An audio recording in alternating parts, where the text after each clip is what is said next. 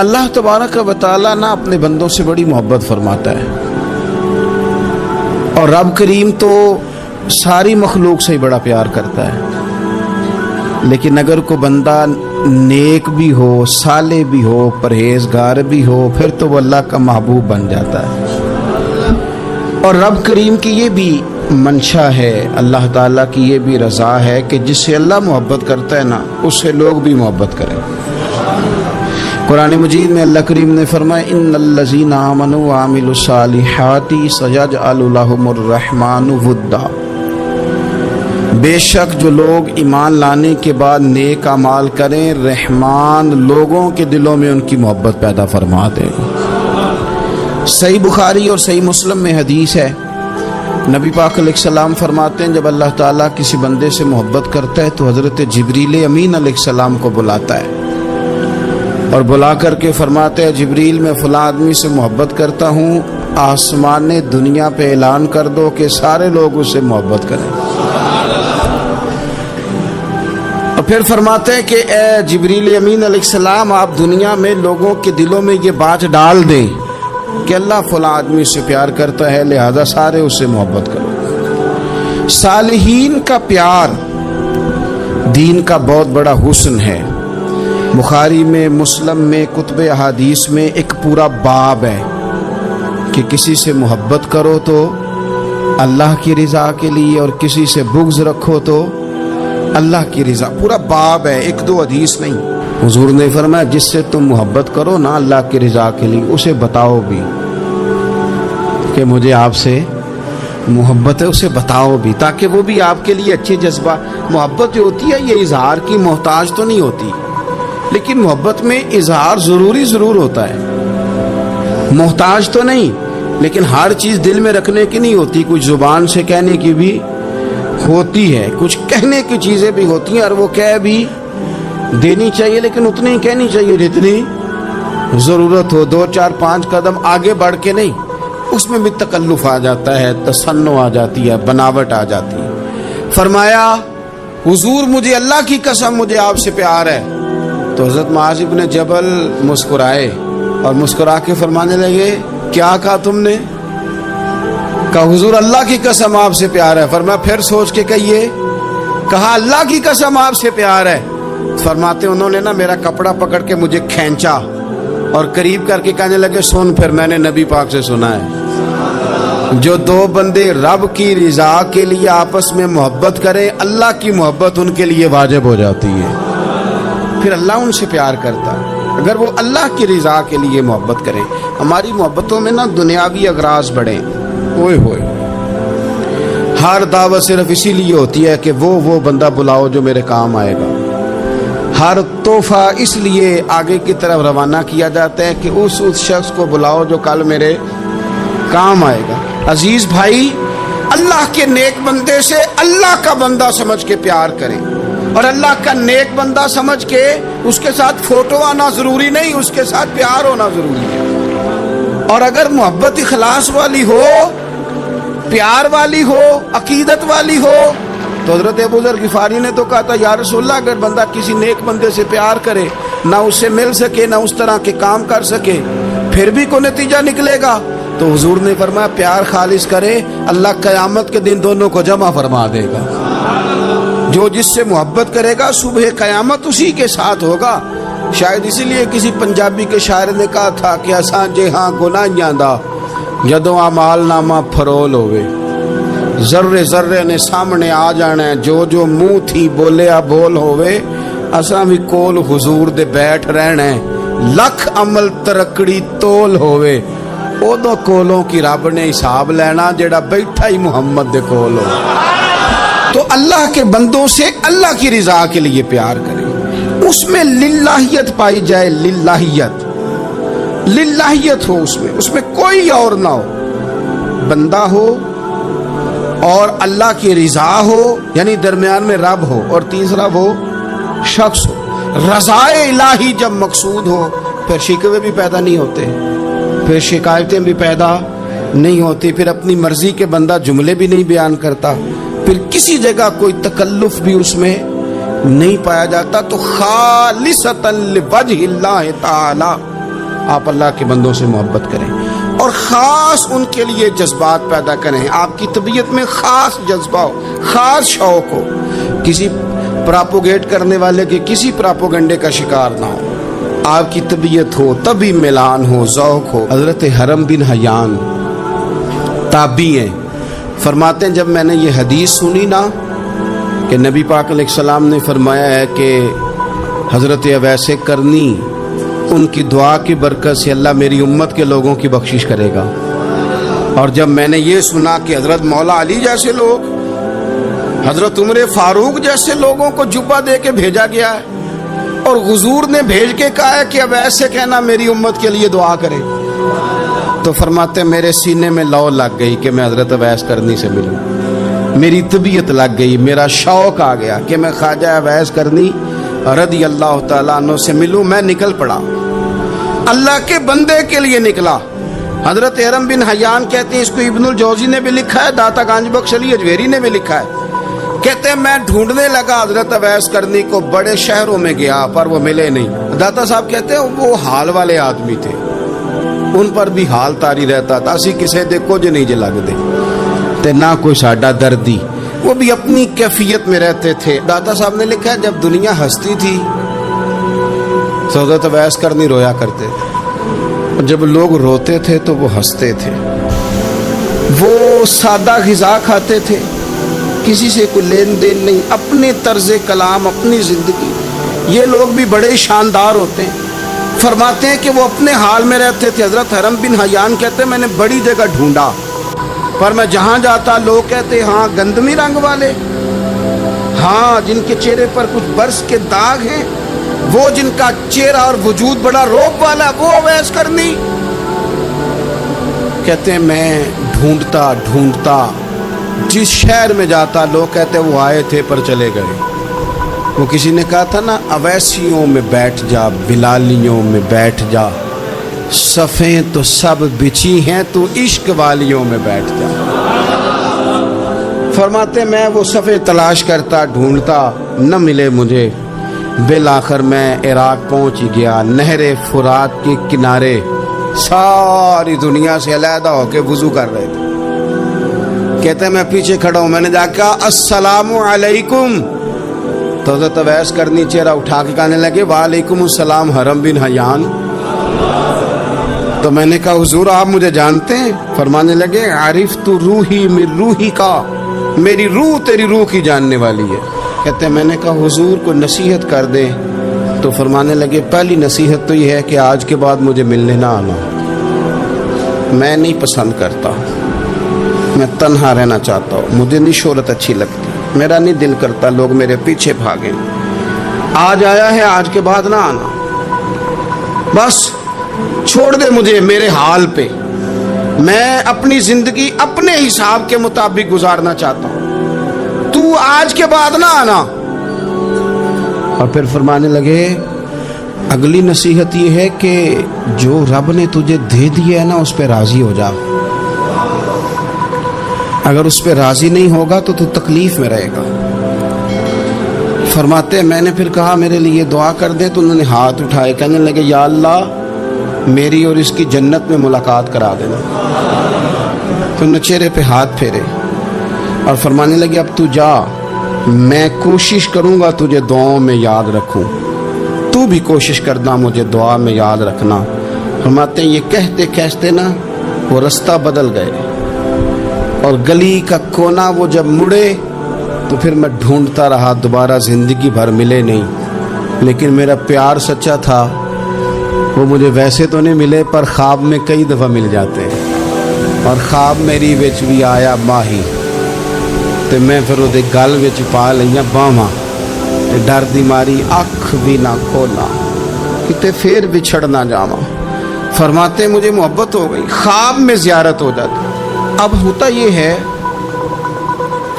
کہ ہمارے زمانے میں کچھ لوگ تو بیچارے ویسے ہی بڑے بعض چیزوں سے آوازان ہیں, ان کی طبیعتیں ویسے ہی بڑی تلخ ہیں, بڑی ترش ہیں, وہ ویسے ہی ذرا دنیا سے ہٹ کے چلنا چاہتے ہیں, ان کا مزاج ہے. وہ کیا کرتے ہیں کہ وہ بدگمانیاں پیدا کرنا، سوسائٹی کے اندر بری سوچوں کا فروغ دینا اپنے لیے وہ ضروری سمجھتے ہیں اور اپنی ذمہ داری سمجھتے ہیں۔ میں اکثر یہ مثال دیا کرتا ہوں کہ محبت بھی اگر ہم پیدا کرنا چاہیں تو پیدا ہو سکتی ہے، اور کسی کی عداوت پیدا کرنا چاہیں تو وہ کام بھی ہو جاتا ہے۔ بہو جانا چاہ رہی تھی میکے، اس نے اپنے شوہر سے یا اپنی ساس سے کہا کہ مجھے گھر جانا ہے۔ تب ایک پہلو تو یہ ہے کہ وہ شام کو بیٹا گھر آیا تو اماں کہتی ہے کہ پتر دیکھ، بیٹا نہیں چاہ رہا تھا کہ وہ جائے، تو اماں اس کو اس کی ذہن سازی کرتی ہے، کہتی بیٹا دیکھ تو ہر وقت اپنی ماں کے پاس رہتا ہے، باپ کے پاس رہتا ہے، بہن بھائیوں کے پاس رہتا ہے، تو بیچاری اگر 6 ماہ کے بعد 3 ماہ کے بعد تقاضا کرتی ہے تو اس کا بھی تو دل کرتا ہے نا اپنے ماں باپ سے ملنے کا۔ اب بچہ نرم ہوتا ہے، وہ شوق سے گاڑی نکالتا ہے، شوق سے چھوڑنے جاتا ہے، اس کے دل میں محبت فروغ پکڑ گئی۔ ایک پہلو یہ ہے کہ اس نے مطالبہ کیا بہو نے کہ مجھے جانا ہے میکے، تو ساس صاحبہ نے شام کو اپنے بیٹے سے کہا کہ کوئی طریقہ تو نہیں نا روز جانے کا، اور جب یہ وہاں سے ہو کے آتی ہے تو اس کا لہجہ ٹھیک نہیں رہتا، پھر یہ اس کو غلط مشورے ملتے ہیں، تو پہلے تو وہ صاحب ویسے ہی لڑائی شروع کر دیں گے کہ جانا ہی نہیں، اور جب بات بڑھے گی تو وہ جائیں گے تو ساتھ یہ کہیں گے کہ جاؤں گا ضرور پر دروازے پہ چھوڑ کے آ جاؤں گا، میں نے اندر کیوں کہ یہ بھی کسی نے پیچھے سے اس کو بھرا ہے۔ آپ کسی بندے کے بارے میں بھی، کسی کے بارے میں، ہمارے تمام جگہوں پہ اسی طرح ہی ہوتا ہے، دوستوں کی محفل ہو، تنظیمیں ہوں، ہمارے دفاتر ہوں، سب جگہ کچھ لوگ باقاعدہ کام کرتے ہیں نفرتیں بھرنے کا۔ او فلانا تم نے دیکھا کیا کر رہا تھا، ذہن بناتے ہیں، بندہ اس سے الرجی کھانے لگتا ہے، نفرت کرتا ہے، کچھ ذہن بناتے ہیں یار کتنا بھلا آدمی ہے، دیکھو کتنے وقت پہ آتا ہے بیچارہ، گھر میں اس کے کوئی اور ہے بھی نہیں پھر بھی چھٹی نہیں کرتا، وقت پہ آتا ہے۔ تو یہ ذہن سازی نفرتوں کے بھی لوگ کرتے ہیں، محبتوں کی بھی۔ ایک مثال اور دے دو چھوٹی سی، ایک مکھی وہ ہے کہ آپ کا پورا وجود موجود ہے پر وہ وہاں بیٹھے گی جہاں پیپ ہے جسم میں، باقی کسی جگہ نہیں، اس کا مزاج ہے غلاظت والی جگہ پہ بیٹھ، مزاج ہے، اس نے ڈھونڈ گئی کسی غلط بات پہ، ساتھ ہی غلط طبیعت ہے اس کی، مانتے نہیں بہت سارے لوگ پر غیبت کے قائل ہوتے ہیں، ذہن میں فطور ہوتا ہے، بیٹھنا ہی غلط جگہ پہ، حالانکہ باقی سارا جسم موجود ہے، پیپ والی جگہ پہ، ریشے والی جگہ پہ، زخم والی جگہ پہ بیٹھنا ہے، اور وہاں سے اٹھ کے جب کہیں اور بیٹھنا ہے تو وہاں بیماری پھیلانی۔ ایک مکھی وہ بھی ہے جو ڈھونڈتی ہے سارا زمانہ پر بیٹھتی پھول پہ ہے، اور جب وہ پھول پر بیٹھ کر اپنے گھونسلے میں جا کے بیٹھتی ہے تو پتہ ہے وہاں کیا پیدا ہوتا ہے، شہد پیدا ہوتا ہے، اور شہد وہ ہے جو شفا دیتا ہے۔ آج کچھ لوگوں نے پراپوگیٹ کر دی چیزیں، ولی کیا ہوتے ہیں، درویش کیا ہوتے ہیں، صوفی کیا ہوتے ہیں، قرآن پاک پڑھو، نماز پڑھو، عبادت کرو، ختم ہو گئی بات۔ او خدا کے بندو سمجھو، یہ ولی تھے جن کو صحابہ کہا جاتا ہے، ولی ہی تھے جن کو اہل بیت کہا جاتا ہے، قرآن پاک کے دفاع کے لیے، احادیث کی حرمت کے لیے، دین کی تبلیغ کے لیے جو میدانوں میں نکلا کرتے تھے انہیں ولی کہا جاتا تھا۔ ولی کا معنی اللہ کا دوست، ان سے پیار کرنا، ان کے لیے اپنے دل میں جذبات رکھنا۔ بخاری مسلم میں حدیث ہے، نبی پاک علیہ السلام نے فرمایا جو دو لوگ رب کی رضا کے لیے آپس میں پیار کریں، جو اللہ کی رضا کے لیے آپس میں پیار کریں، اللہ ان دونوں سے محبت فرماتا ہے۔ آپ غور کریں، اللہ کے نیک بندوں کا پیار۔ سال داتا گنج بخش علی حجویری رحمت اللہ علیہ نے کشف المعجوب شریف میں لکھا ہے، خواجہ حسن بصری کا قول۔ خواجہ حسن بصری تابعی ہیں، حضرت مولا علی شیر خدا کرم اللہ تعالی وجہہ الکریم کے شاگرد ہیں، فیض یاب ہونے والے ہیں صحابہ سے، بڑی باریک بات کرتے ہیں، فرماتے ہیں برے لوگوں کی صحبت میں نہ بیٹھنا، برے لوگوں کی باتیں نہ سننا۔ اگر تم برے لوگوں کی صحبت میں بیٹھو گے، برے لوگوں کی باتیں سنو گے تو وہ تمہیں اچھے لوگوں سے بدگمان کر دیں گے۔ تمہاری فکر میں، تمہارے ذہن میں وہ اچھے لوگوں کے خلاف چیزیں بھر دیں گے۔ برے لوگوں کی صحبت اچھے لوگوں سے بندے کو دور کر دیتی ہے۔ تو بھائی اچھے لوگوں کی صحبت میں آئیں گے آپ تو اچھے لوگوں کے بارے میں آپ کی ذہن سازی ہوگی۔ اللہ کے نیک بندوں سے پیار کریں، ان کے ساتھ محبت کریں، ان کے لیے اپنے دل کے اندر اچھے جذبات، یہ ہمارے پاس ہیں داتا علی اجمیری، ان کے مزار شریف پہ حاضری دیں۔ دیکھیں غلط کام جہاں ہوتا ہو غلط کام کو روکا جاتا ہے، اصل چیز کو بدل نہیں دیا جاتا۔ داتا صاحب محسن ہیں اس امت کے، اور ڈاکٹر اقبال نے کہا سید حجویر مخدوم امم۔ داتا صاحب تو وہ ہیں کہ امت ساری کے مخدوم ہیں، ساری امت کو ان کی خدمت کرنی چاہیے۔ داتا صاحب رحمت اللہ تعالیٰ علیہ کی کشف المعجوب آپ پڑھیں تو سطر سطر روشنی، جگہ جگہ آپ کے لیے خیر، تعلیمات۔ داتا صاحب نے دین کا کام کیا، ڈیوٹی کی۔ عرس شریف پہ تو میں بھی نہیں جا پاتا، رش بڑا ہوتا ہے، خرافات بھی بعض جگہ پہ بڑی ہوتی ہیں، بعض ایسے کام ہوتے ہیں جو قطعاً نہیں ہونے چاہیے اور ان کی ہر فورم پہ مذمت ہونی چاہیے، پر ہمیں داتا صاحب کی حاضری تو نہیں نہ چھوڑنی چاہیے۔ ہمیں تو کوشش چلے عرس سے پہلے یا عرس کے بعد، میری اپیل ہے ضرور جائیے گا، اور جا کے نا تو ضروری نہیں کہ آپ کوئی خاص دل کے اندر بات ہی لے کے جائیں۔ آپ داتا صاحب جا کر صرف اتنا کہیں کہ حضور آپ نے جو دین کی خدمت کی ہے، ہم تو اس خدمت پر آپ کو سلامی دینے آئے ہیں، ہم تو صرف سلام کرنے ہیں کہ آپ نے کمال نوکری کی دین کی۔ اپنے بزرگوں کے ساتھ اپنی عقیدت، اپنی ارادت، اپنی محبت، اپنا پیار مضبوط کریں، ان کے لیے اپنے دلوں کے اندر خیر کے جذبات ہمیشہ رکھیں۔ صحابہ کرام کے لیے، اہل بیت اطہار کے لیے، امام بخاری کے لیے، امام مسلم کے لیے، صوفیاء کے لیے، حضرت غوث پاک جیلانی کے لیے، خواجہ معین الدین اجمیری کے لیے، حضرت بہاؤالحق نقش بند بخاری کے لیے، حضرت سیدنا داتا علی اجمیری کے لیے، حضرت پیر سید مہر علی شاہ کے لیے، امام احمد رضا کے لیے، علیہم الرحمہ اچھے جذبات ہو، اچھا ذہن ہو، اچھا گمان ہو۔ آپ کی طبیعت چاہے کہ آپ ان لوگوں کی تعلیمات پڑھیں، جو طرز حیات انہوں نے اختیار کیا اس طرز حیات پر ہم بھی عمل کریں، ہم بھی اپنی زندگی اسی طرح سنت اور شریعت کے مطابق گزاریں جو ان لوگوں کا نہج اور ان لوگوں کا طریقہ تھا۔ الترغیب و ترہیب میں نا ایک روایت موجود ہے، ایک تابعی بزرگ ہیں حضرت ابو ادریس خولانی رضی اللہ تعالی، وہ کہتے ہیں میں دمشق کی جامع مسجد میں داخل ہوا تو میں نے دیکھا کہ ایک نوجوان، بالکل کالی داڑھی لیکن بڑے خوبصورت چمکتے ہوئے دانت ان کے، لوگ ارد گرد کافی سارے بیٹھے تھے، مختلف مسائل پہ بات کر رہے تھے۔ جب لوگ الجھ جاتے نا اور کسی مسئلے میں ان سے کام آگے نہ بڑھ پاتا تو وہ پھر اس نوجوان کی طرف رجوع کرتے اور وہ جوان دو چار باتوں میں فوراً مسئلہ حل کر دیتے۔ کہتے میں نے ایک شخص سے پوچھا یہ کون ہے اتنی نورانی شخصیت؟ تو کہتے ہیں مجھ سے کہنے لگے آپ نہیں جانتے، یہ تو صحابی رسول حضرت معاذ ابن جبل رضی اللہ تعالی، یہ تو نبی پاک صلی اللہ علیہ وسلم کے صحابی حضرت معاذ بن جبل ہیں۔ کہتے ہیں میری طبیعت نہ لگ گئی ان کے ساتھ، میرا ان کے ساتھ دل کا لگاؤ ہو گیا، محبت ہو گئی، شوق ہو گیا۔ ہم نے چونکہ اولیاء کو، صوفیاء کو، صحابہ کو، اہل بیت کو اس طرح لوگوں کے سامنے پیش نہیں کیا، اس لیے ہمارے بچوں نے آئیڈیل بنایا ہے نئے دور کے فیشن کو۔ ہماری آنے والی قوم کسی امیر ترین شخص کو آئیڈیل بناتی ہے، پھر وہ سارے غلط ملت رستے اختیار کر کے وہاں تک جانا چاہتی ہے، وہاں جو آدمی کھڑا ہے وہ کسی بھی صورت میں اپنے آپ کو فیمس کر کے دنیا کے سامنے لانا چاہتی ہے، چاہے انہیں کسی طرح کا بھی کوئی روپ دھارنا پڑے۔